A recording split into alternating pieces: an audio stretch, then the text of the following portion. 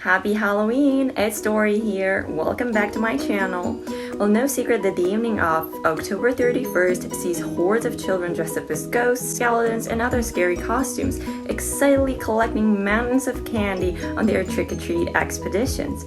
Unfortunately, COVID-19 has paused many of these activities, but I hope you'll still enjoy this video on spooky idioms. So without further ado, let's get started. Alrighty.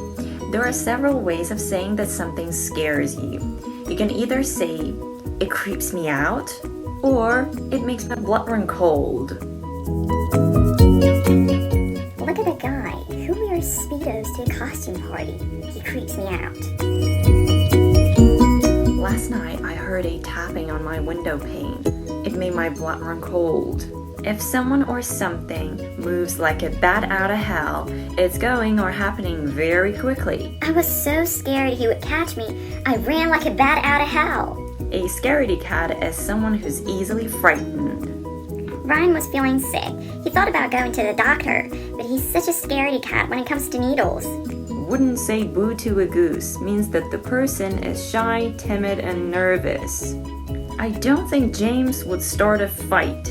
He wouldn't say boo to a goose. Drop dead gorgeous. To be good looking. Do I look alright in this? Or are you kidding? You look drop dead gorgeous. Graveyard shift. This is a work shift that happens overnight. I have to work the graveyard shift tonight.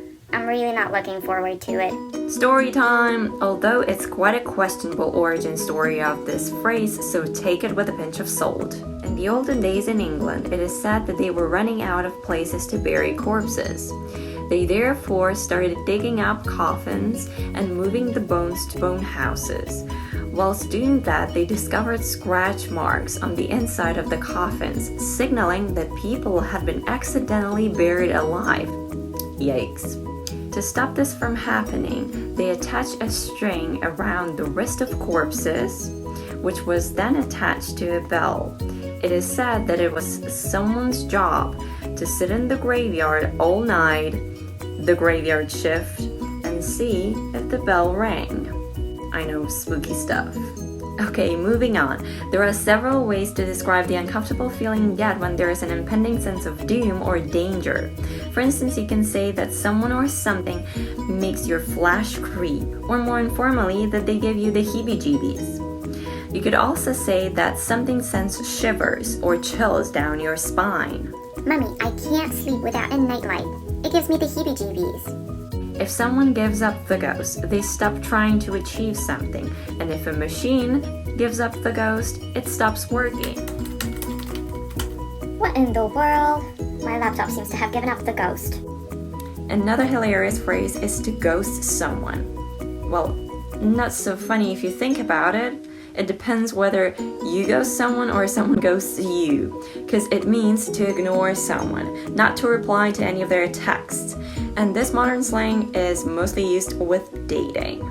Finally, to have a stab at something, which is to attempt to do something though you're not very likely to be successful. I've never tried snorkeling, but I'd love to have a stab at it. There's another very similar expression to this, by the way, to have a stab in the dark at something, which basically means to take a guess at something. I had absolutely no clue what the answer was for the last question on the exam, so I just took a stab in the dark and hoped for the best. And that's it. Thank you so much for watching. Make sure to subscribe to my channel and comment down below what made your hair stand on end this Halloween. And I'll see you next time. Mwah!